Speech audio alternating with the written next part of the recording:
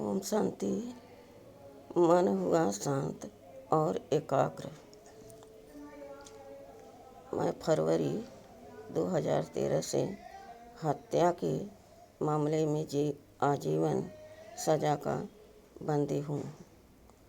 सजा के बाद से ही नाना प्रकार के कष्टों में उलझता गया।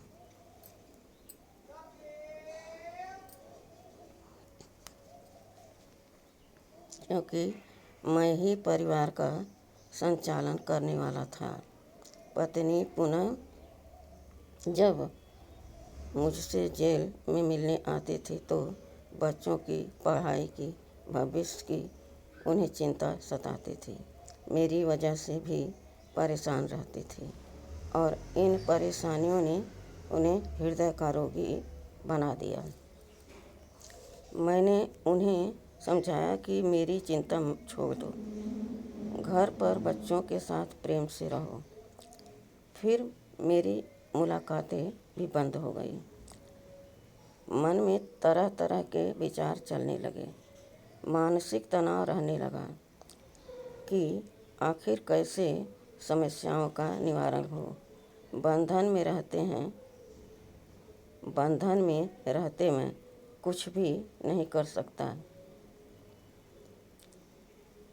यह जानते हुए भी इतना परेशान रहता कि जीने की इच्छा ही समाप्त हो गई। यही सोचता रहता कि आत्मा कब शरीर छोड़ दे, ताकि न दुखों को सुनूं न देखूं। इसी बीच जेलर साहब ने मुझे बुलाकर समझाया कि तुम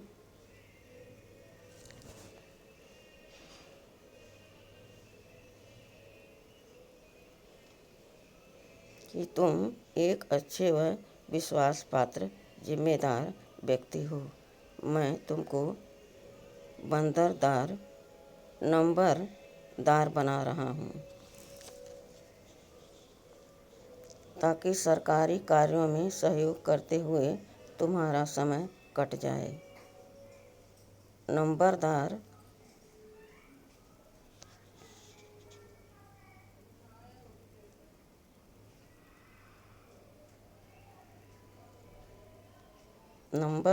बनने के बाद भी मुझे कोई राहत या शांति नहीं मिली और ही जिम्मेदारियां सर पर बोझ लगने लगी क्योंकि मैं मानसिक डर में रहता था कि कहीं कोई गलती न हो जाए।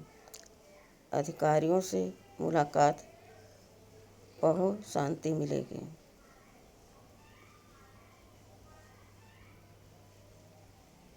अधिकारियों से अपमानित, दंडित होने का डर भी लगा रहता था। मुरली पढ़ो, शांति मिलेगी। एक दिन सफ़ेद कुर्ता पैजामा पहने, कंधे पर थैला, हाथ में टिफिन लिए एक व्यक्ति दिखा। वार्ता करने पर पता चला कि यह ब्रह्मा कुमार भाई हैं, जो शहर से जिला कारागार अलीगढ़ में बंदियों को आध्यात्मिक पुस्तकों व सत्संग के माध्यम से परमपिता परमात्मा शिव बाबा का सच्चा परिचय व मार्गदर्शन देने रोज आते थे। फिर क्या था, उन्होंने मुझे टिफिन से प्रसाद दिया और बड़े प्यार से समझाया कि तुम यह मुरली पढ़ो, शांति मिलेगी। मैंने मुरली पढ़ने के बाद उन्हें वापस देता और दूसरी ले लेता।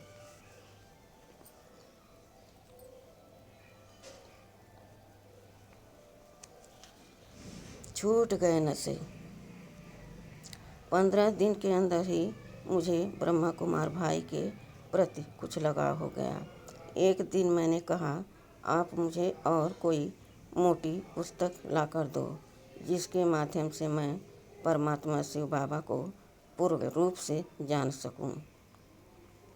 तब उन्होंने कमल पुष्प सम, जीवन, राजयोग आदि पुस्तकों के द्वारा शिव बाबा के सच्चे रास्ते पर चलने की प्रेरणा दी।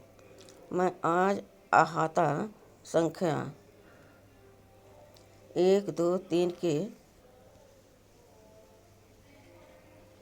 गेट पर सेवा में संलग्न हूँ। सभी बंदी भाइयों से भी प्रेम मिलता है। बड़ी सिगरेट पीने की अवगुण बीड़ी सिगरेट पीने के अवगुण को भी शिव बाबा की असीम कृपा से छोड़ दिया है। अब तो इनसे नफरत हो गई है। मन भी एकाग्र व शांत रहता है। शिव बाबा के चरणों में शत शत प्रणाम। वंदन करता हूँ कि मेरा मार्गदर्शन करते रहो और ब्रह्मा कुमार भाई जी को धन्यवाद देता हूँ जो मुझे अंधकार से प्रकाश में लाने के लिए निमित्त बने। सफलता इससे नहीं मापी जाती। सफलता इससे नहीं मापी जाती है कि आपने क्या पाया है, बल्कि इससे मापी जाती है कि आपने किन विरोधों का सामना किया। आत्मा जब बुद्धि को सबल बनाने में असमर्थ रहती है तो बुद्धि मन को अंकुशित करने में विफल हो जाती है और मन निर्कुंस हो जाता है।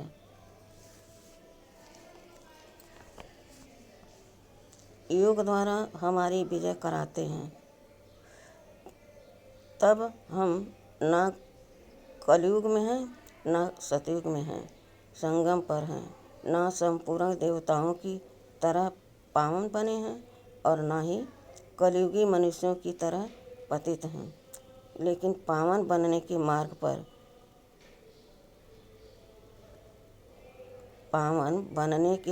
पर है ना। अभी पूरी तरह से सतयुग आया है और न ही अब कलयुग का अंधकार ही रहा है। ज्ञान की रोशनी हमें मिलनी शुरू हो गई है। ज्ञान की रोशनी हमें मिलनी शुरू हो गई है। हम किसी बाहुबल या शास्त्र से अधर्म पर विजय नहीं पाते, लेकिन 20 नाखूनों का जोर अर्थात पूरे परिश्रम एवं आत्मबल द्वारा बुराइयों पर विजय प्राप्त करते हैं। इस प्रकार की स्थिति को हिरण्यकश्यप की कहानी के द्वारा प्रकट किया गया है। इसी प्रकार वामन अवतार द्वारा 3 पैर पृथ्वी मांगकर उसमें तीनों लोकों को नाप लेने की कहानी का भाव यह है कि परमात्मा हमें 3 पैर पृथ्वी अर्थात थोड़े से स्थान पर बिठाकर ज्ञान और राजयोग की विद्या में ऐसा पारंगत करते हैं जो हम अपने बुद्धि रूपी पैर के द्वारा संकल्पों के कदम बढ़ाकर क्षण मात्र में परम धाम, सूक्ष्म लोक और इस सृष्टि के चारों युगों की यात्रा कर सकते हैं और उस श्रेष्ठ स्थिति की अनुभूति का सुख ले सकते हैं। इसी तरह सभी अवतारों के आध्यात्मिक भावार्थ हैं। अति धर्मग्लानि का समय।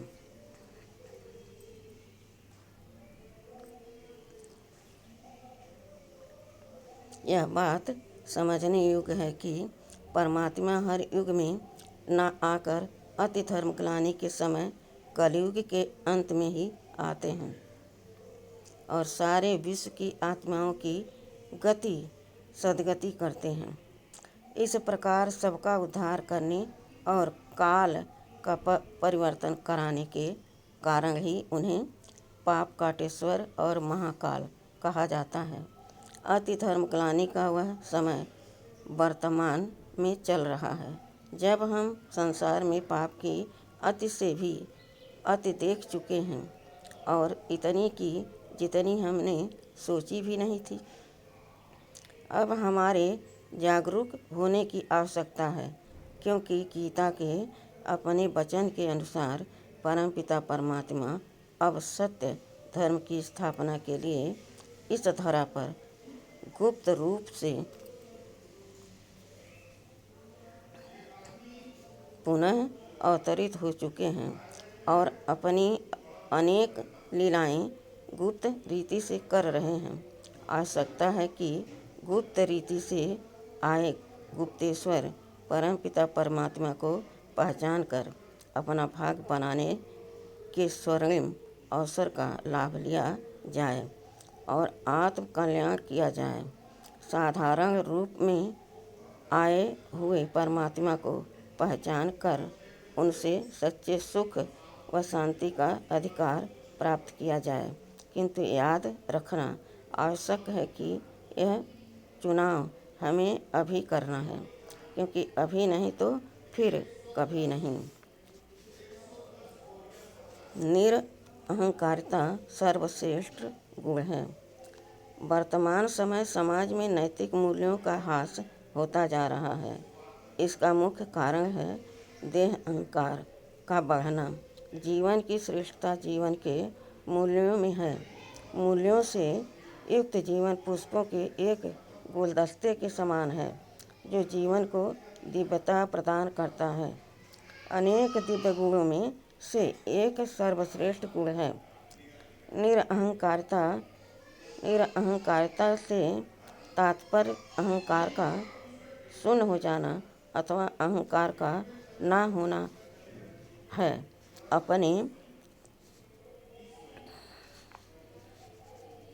अपने नाम पद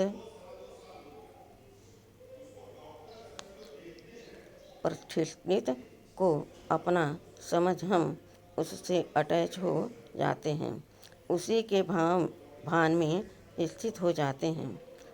वही देह भान और देह अहंकार की अवस्था है। निरअहंकारिता का स्पष्ट अर्थ है कि जब हम स्वयं जो हैं, जो हमारा निज स्वरूप है, जो हमारा निजी गुण है, उसे पहचान कर उससे जुड़ते हैं एवं उसका अनुभव करते हैं, तो उसी में निरअहंकारिता समाई हुई है। हम एक शुद्ध पवित्र आत्मा हैं। जो हम दूसरों को देते हैं वही लौट कर आता है। अगर दुआएं देंगे तो दुआएं ही लौट कर आएंगी। अच्छा, ओम शांति।